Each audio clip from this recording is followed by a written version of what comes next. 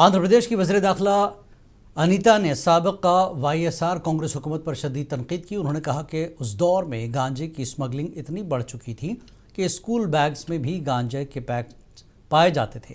उन्होंने इल्ज़ाम लगाया कि पिछली हुकूमत के 5 साल दौर इख्तिदार में रियासत गांजे के एक बड़े मरकज़ में तब्दील हो चुकी थी। वज़ीर दाखिला अनीता ने आज मीडिया से खिताब करते हुए वज़ीर आला चंद्रबाबू नायडू की क़यादत में जारी ऑपरेशन ईगल के तहत गुज़श्ता 1 साल से गांजे के खात्मे के लिए रियासती पुलिस और गैर मामूली मेहनत की वाज़ेह नताइज सामने आए हैं। उसकी तफसीलात पेश की।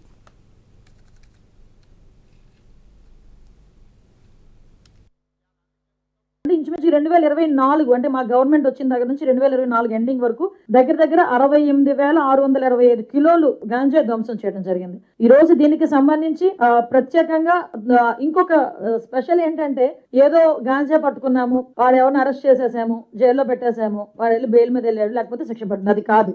అసలు వీళ్ళ తాలూకా ఆర్థిక మూలాల మీద దెబ్బ కొట్టాలి.